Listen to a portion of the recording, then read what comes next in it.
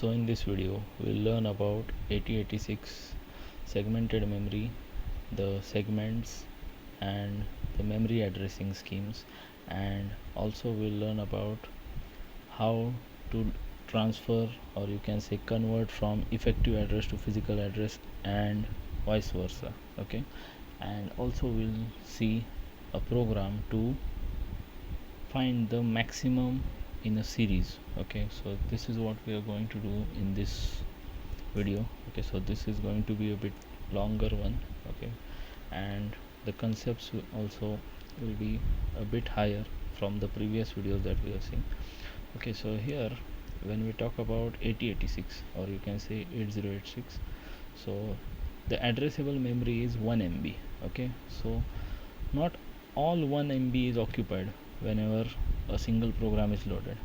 A single program at any point, okay, including all the segments, that is the code segment, stack segment, data segment, extra segment, will only occupy 256 KB of a block.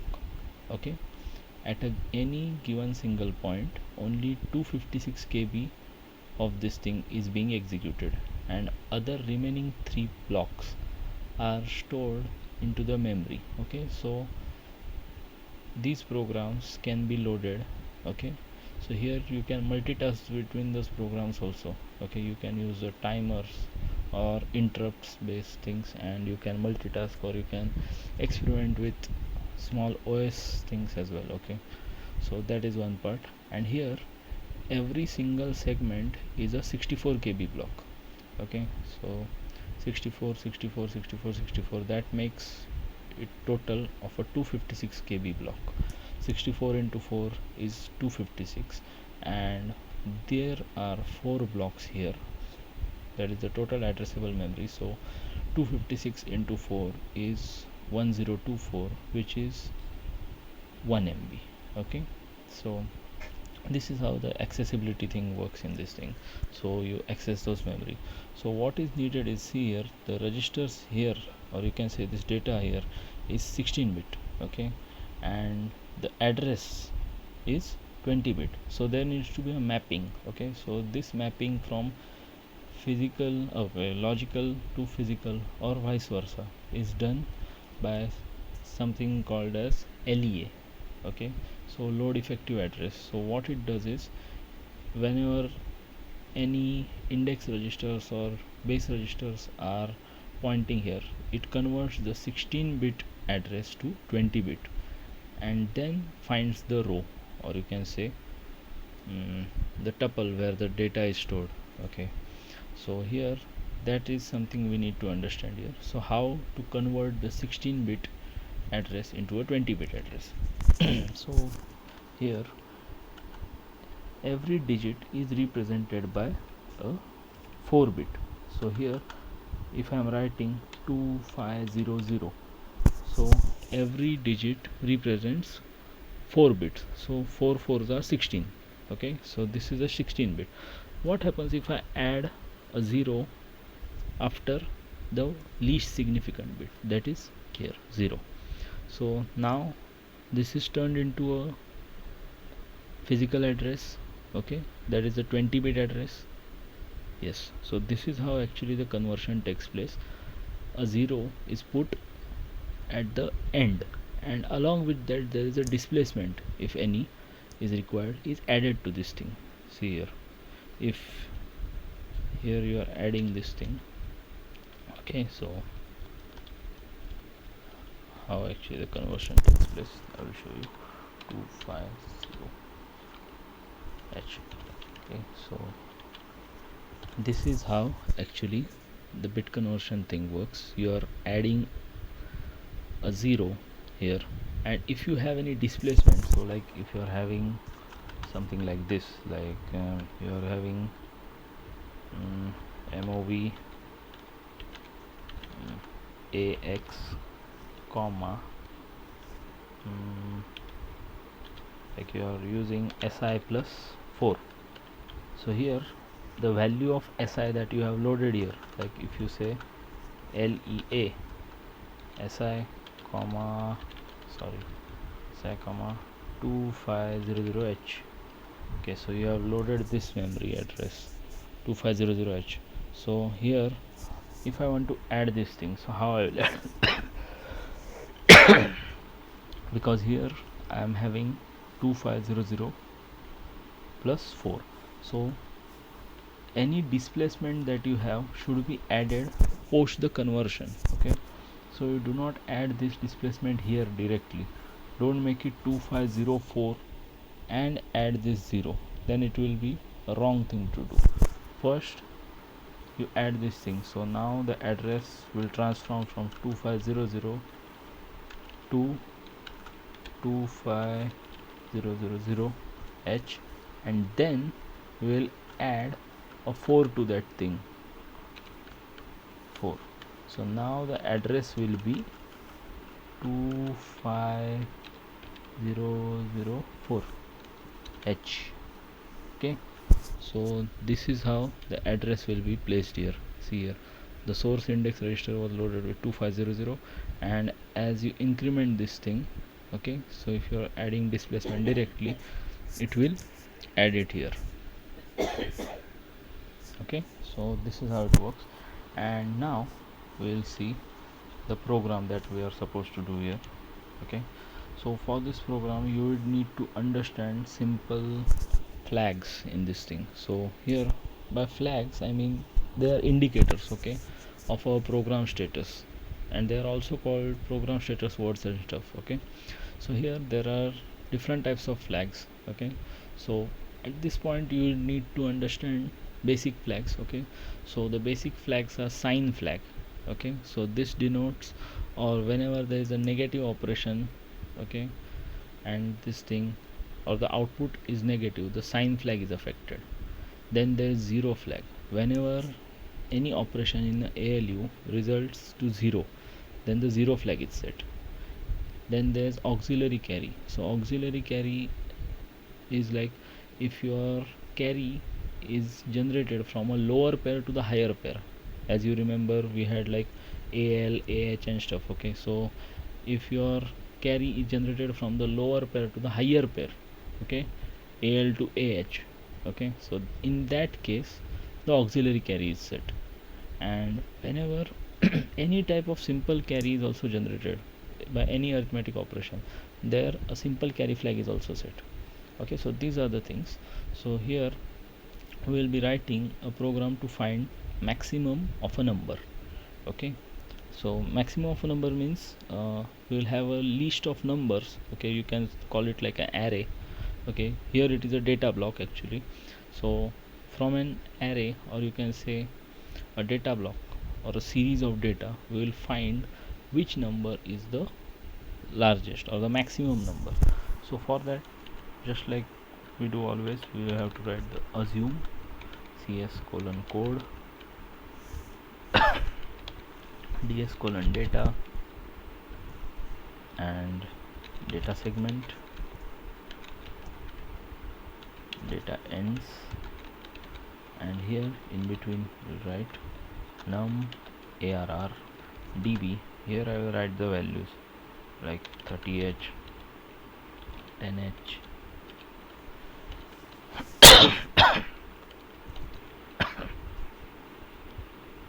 22h, okay, then there's 60h or 50, 60h, whatever you can put here, 54h, anything you want. Okay, and any amount of numbers, only that you need to be able to see those numbers. Okay, here this is done. Then now what I will do is I will store into a max num, we'll call it. Okay, max num db question mark, because currently we don't know what it is. So now get started with the code segment. So here inside the code segment, just like that, we'll write code ends.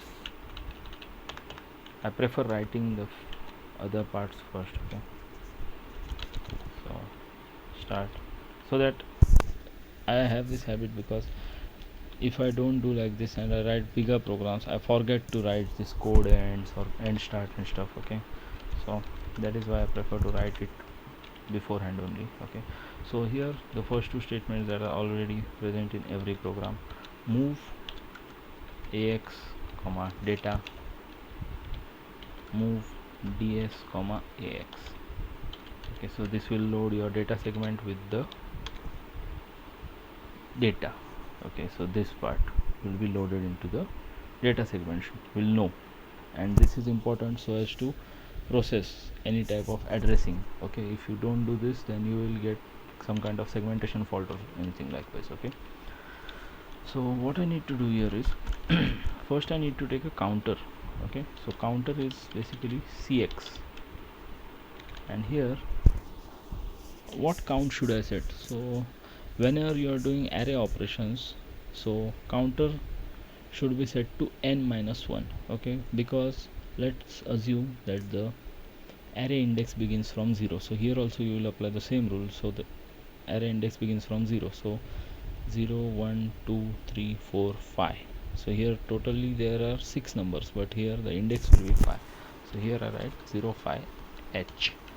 Now the next step here is load effective addressing, which I had told you before. Okay, so here lea, and here what I will load it si comma the num arr. Okay, so why I am loading num arr? Because inside or C programming or C++ we have something called as loops. Okay, so that allows looping, but in this case we are not having looping construct directly available.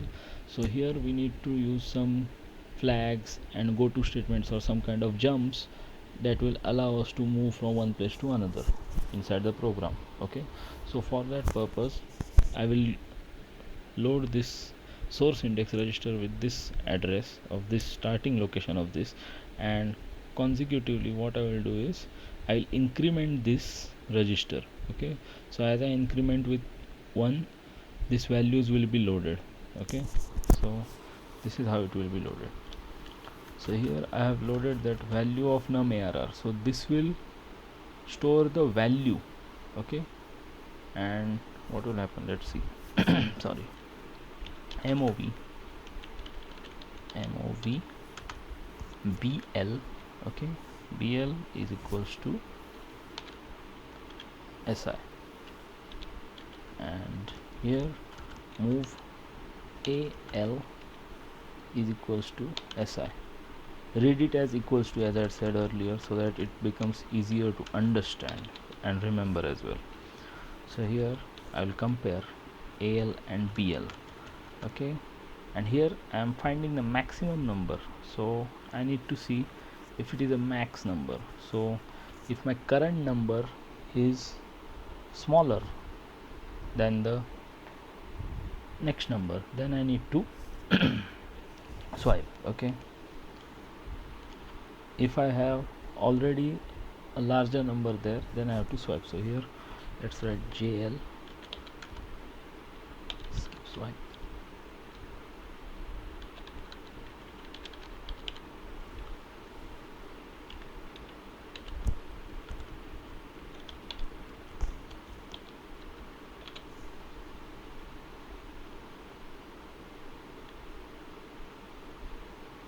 Okay.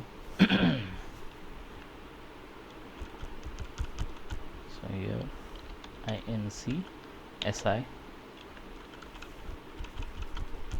dec cx, and here I will write another jump condition jnz next number. Okay, so here I have written two labels, so where do I put these two labels? So here I will put the first label skip swipe, sorry, skip swipe, swipe,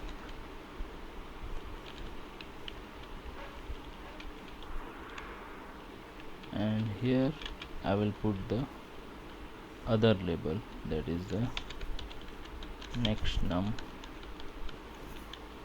and here I will write end the program with int 03, sorry, 03h. Okay, let's save the program. Okay, let's save it at tasm. Where is tasm? Oh, sorry, tasm.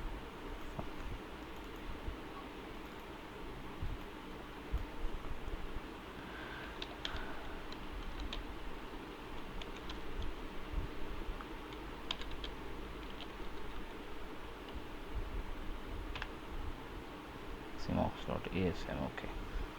I guess let's check. Yeah, it's fine. So now what I'll do is I'll start DOSBox here.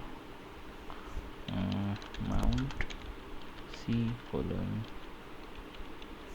Oh, sorry. Caps lock.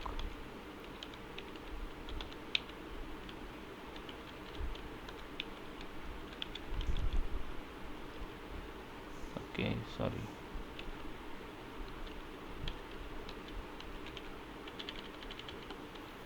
Mount C colon front slash. So in DOSBox we have this caps lock problem. Okay, that is why. Okay, now it's working. cd tasm cd bin. Okay. Sorry. And tasm maximox dot asm. See here it's showing error message none, warning message is none, pass is 1, remaining memory. Okay, it's irrelevant here. So t-link maximox, okay, td maximox, and enter. So here stepwise debugging, you have to be very careful now, okay, so as to understand what exactly is being done here. So observe these numbers first, okay, 30, 10, 50, 22, 60. Okay, so these are the numbers here, you can see.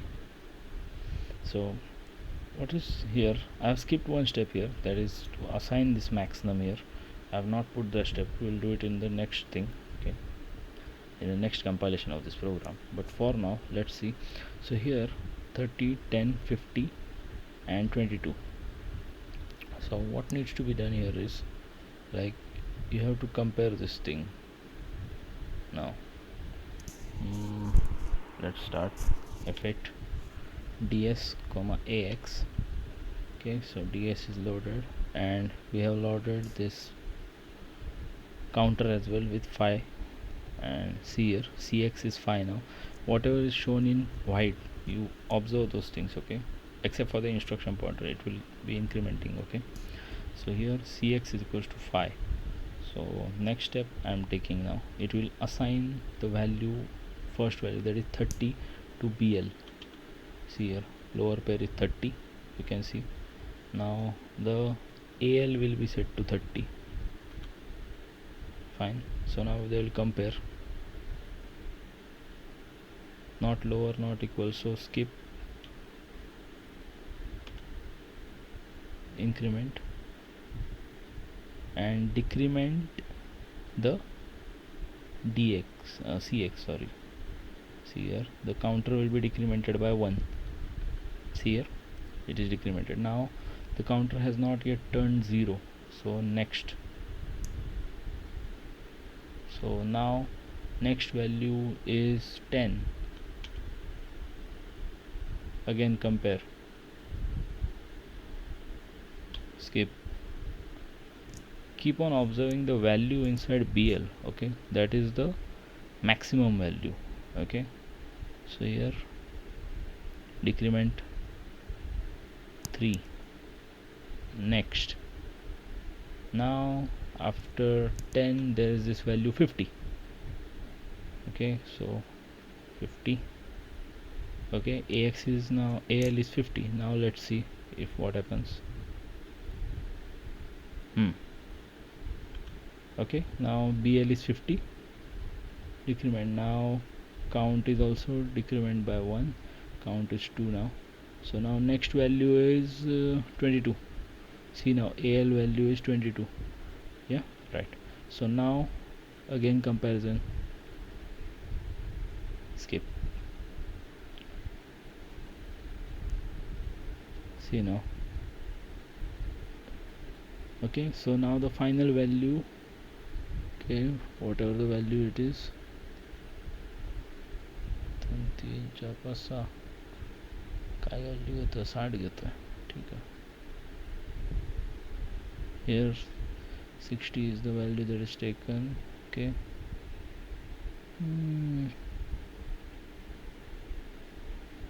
Increment cx. Okay. Okay, so here it stops at 60. Okay, so I had made a mistake here, so we need to take here 6 only value. 1 2 3 4 5 6. Okay, so that is one mistake that I have made. Okay, here we will take 6, and finally what we have to do here is, before ending this program here, what you have to do is you have to transfer this BL value inside this memory location. Now you can say max num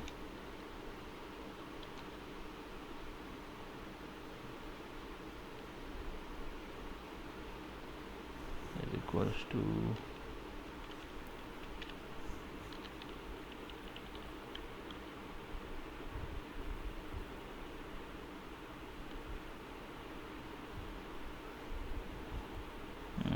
BL, save and close this thing. Okay, alt X. Again, let's compile this thing. td t-link td maximox .exe. So f8. So finally we know the highest value is 60.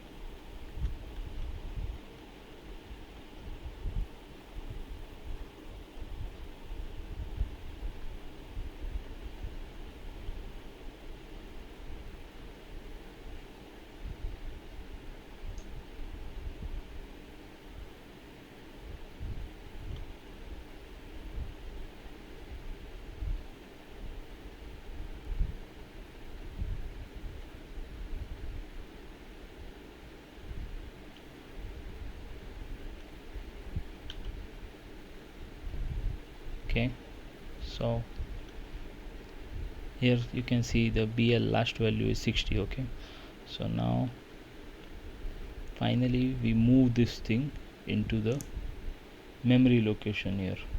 Okay, it's done now. Okay, so this is this whole program. Hopefully you have understood this thing, and we'll see some more programs. Okay, so here I messed up a bit, I know, but yeah, it's fine.